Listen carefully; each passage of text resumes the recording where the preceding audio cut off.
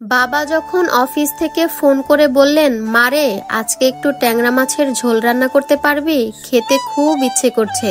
প্রচন্ড বিরক্ত হয়েছিলাম। সকাল থেকেই লিমনের সাথে তুমুল ঝগড়া চলছে, মন মেজাজ ভীষণ খারাপ। তার উপর আবার এই রান্না বান্নার ঝামেলা। মা তো আগেই চলে গেছেন, আমাকে একা রেখে গেছেন দিনরাত 24 ঘন্টা বাবাকে সামলানোর জন্য।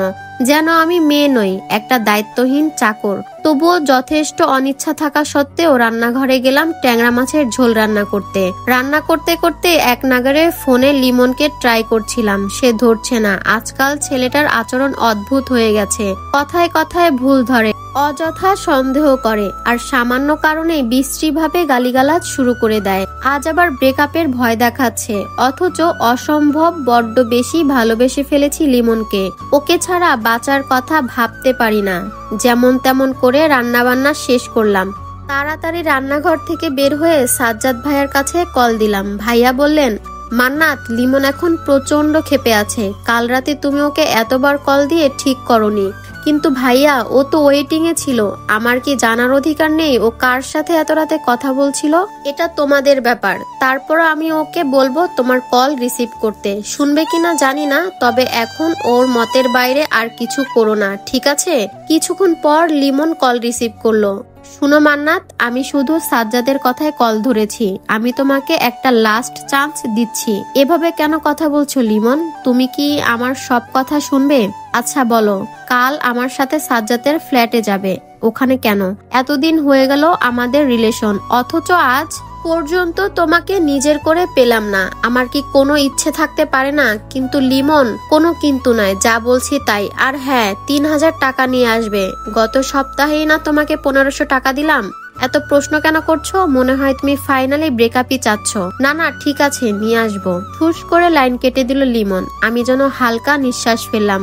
তবুও বুকের মধ্যে একটা টেনশন জমে থাকলো। 3000 টাকা কোথায় পাবো?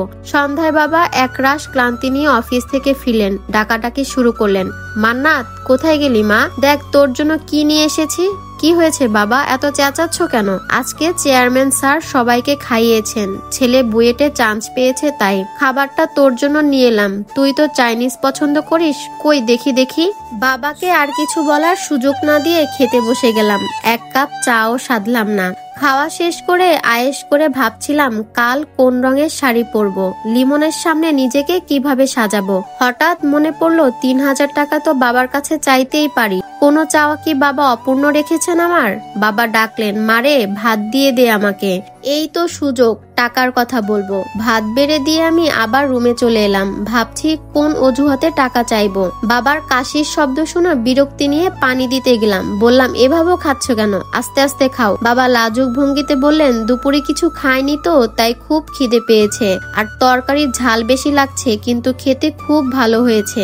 বাবা দুপুরে কিছু খাননি শুনে আমি থমকে গেলাম। মানে বাবা নিজে না খেয়ে আমার জন্য খাবার নিয়ে এসেছেন, অথচ তিনি ঝাল খেতে পারেন না, সেটাও মাথায় ছিল না আমার। ভেতরটা কেমন হাহাকার করে উঠলো।